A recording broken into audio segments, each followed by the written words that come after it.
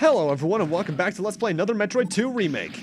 In the last part we got here to the industrial complex and took out most of the main area, but now it's time for its version of the breeding environments, which I believe is playing another version of the Great Temple theme from Metroid Prime 2, just in a slower tempo. And it's also one of the least interesting parts in the game. There's some cool visual stuff we're going to see going in here, like as we go deeper in, the lights are going to get dimmer. But there's not a lot to talk about here. No new power-ups, very few expansions, but also, ironically enough, one of the most recognizable parts of Metroid 2 Return to Samus for me. I don't know why, but in the original Metroid 2, this section always stuck with me. Maybe it's because it's where I got the space jump, and the space jump's really cool. Get used to fighting a lot of Gammas in here, because that's most of what you're going to be fighting, too. And if you can't figure it out by this point, the best way to fight Gammas is indeed Super Missiles. Mostly just because it takes them out in somewhere between 2 and 4 missiles, depending on the exact Gamma. Because I'm not entirely sure about it, but it definitely feels like it. I believe Metroid healths depend on the individual Metroid. Because some Gammas feel like they have more or less HP than others, same with the Alphas.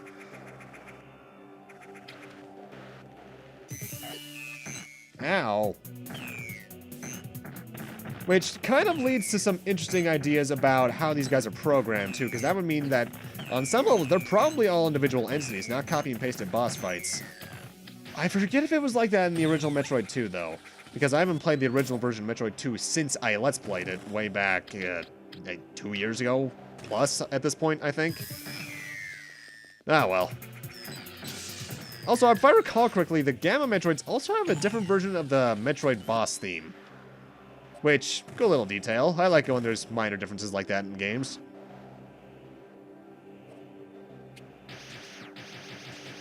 The main reason this place is so uninteresting, though, is that there's just not much happening. No new gimmicks.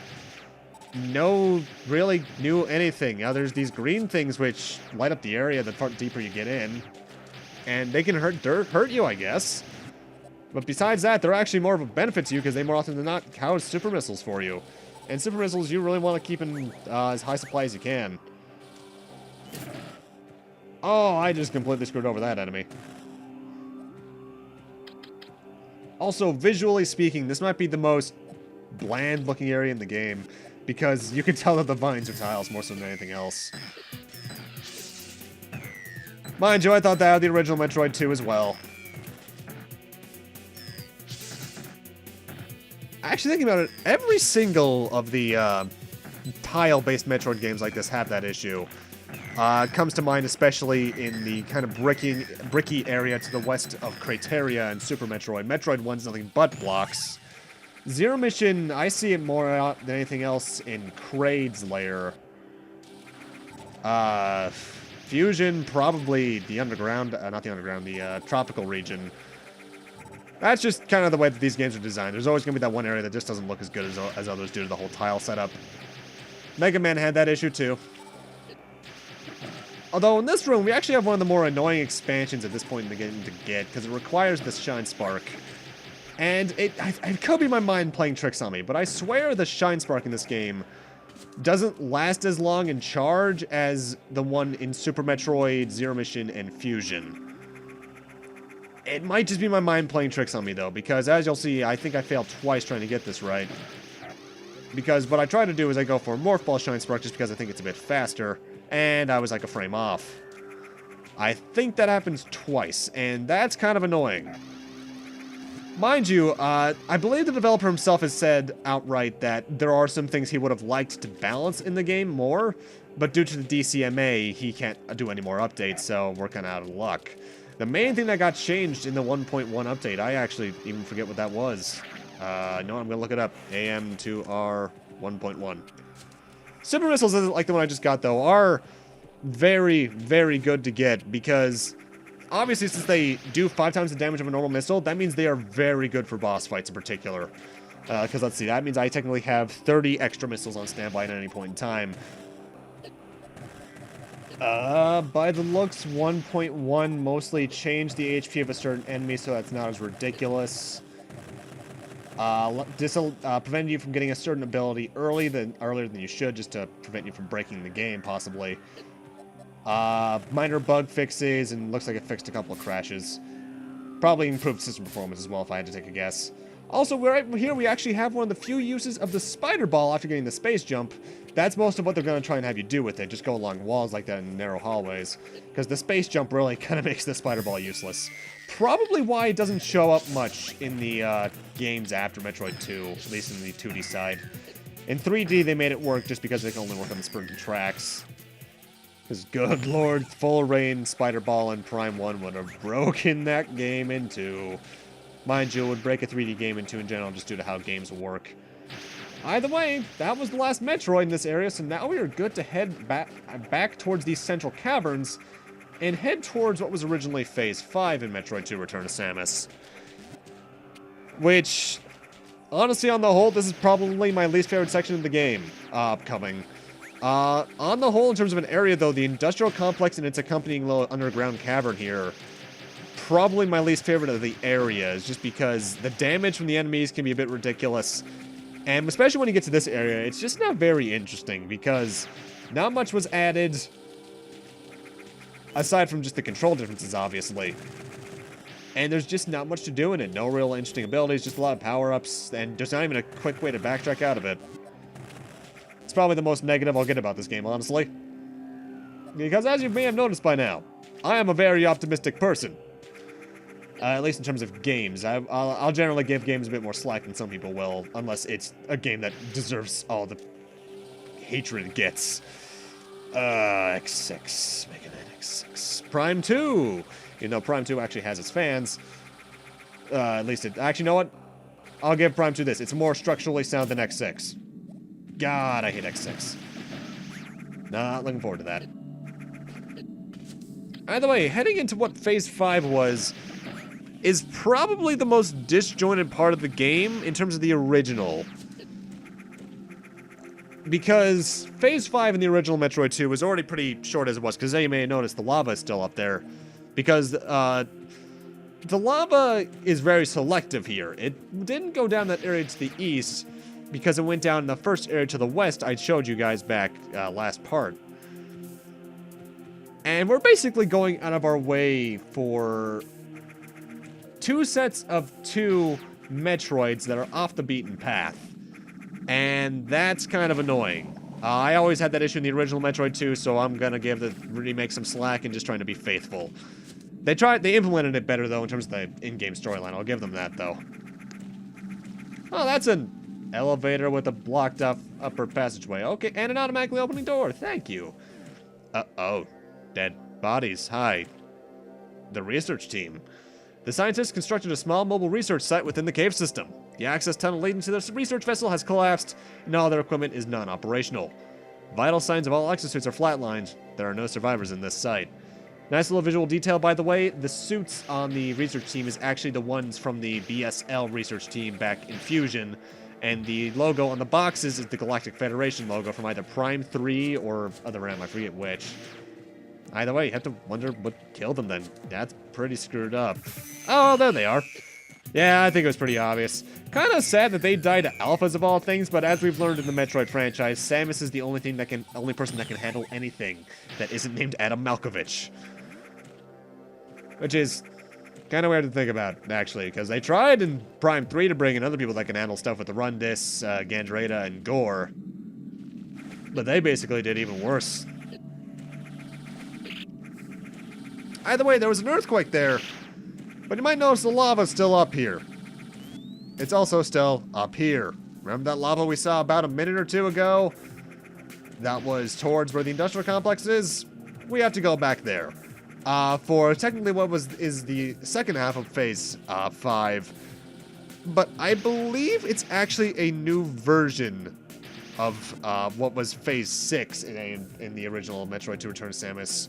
I forget if you had to go all this way back all this way though in Metroid 2, because as I may have stated a few moments ago, it's been a while since I played Metroid 2, since the original LP even. Oh, more super missile crystals. Cool. But there's a reason that's there. If you look around us in the walls, there's a lot of green crystals. This is where that place is mined, because welcome to the, as soon as I press the starts button, the mining facility. Cordite crystals are one of the most durable, naturally forming crystals in the galaxy. Though they are not as hard as diamonds, this makes them a more malleable resource. The Chozo found various practical uses for cordite in constructing machinery and producing works of arts. This mining facility supplies cordite and various other minerals into the nearby industrial complex. Cool. This is probably the most pointless area in the game in terms of idea, because yet again we're going out of our way for two more Metroids rather.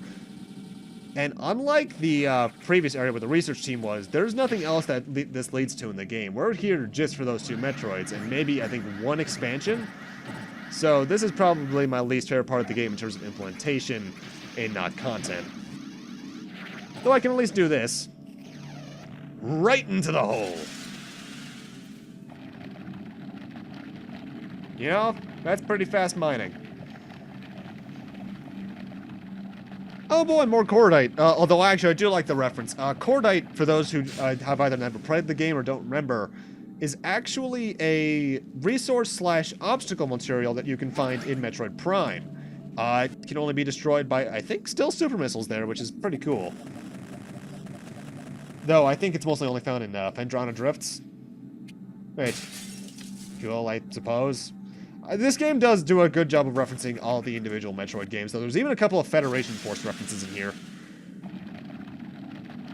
Which means that was probably added in rather late, because Federation Force... When was Federation Force announced?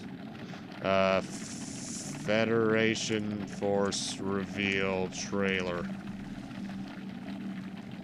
E3 2015.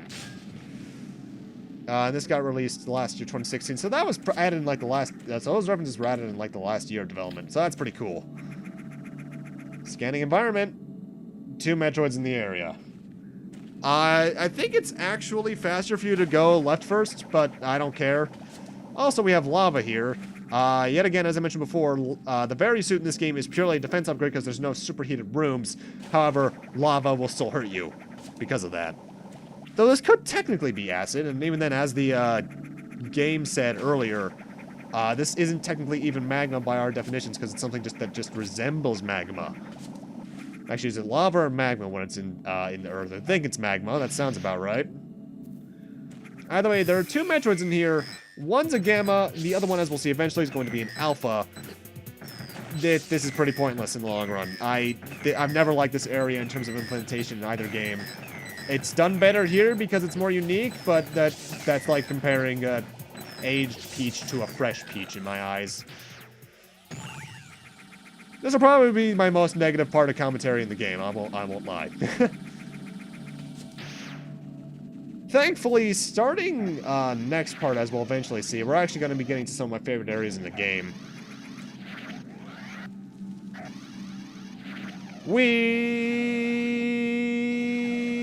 Ow. I've always loved doing that with Shine Spark. Shine Spark's always been one of my favorite Metroid abilities when it's been in one of the games. Kinda sad, though. They never found a way to really implement the speed booster into Prime.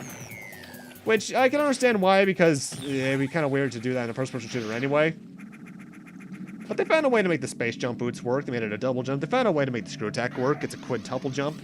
I'm sure they could figure out a way to make the speed booster work in some form. Maybe just increase movement speed in general.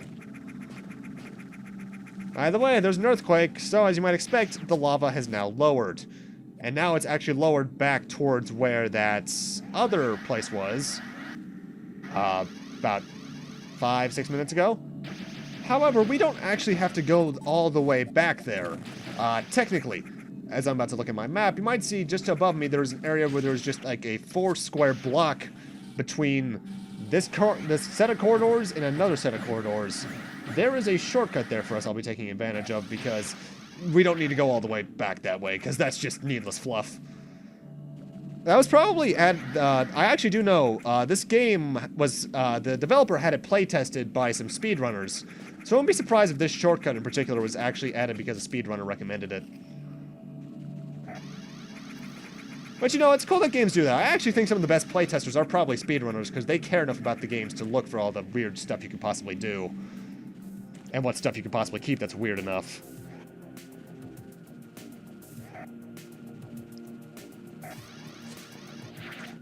And here we go. And we're back.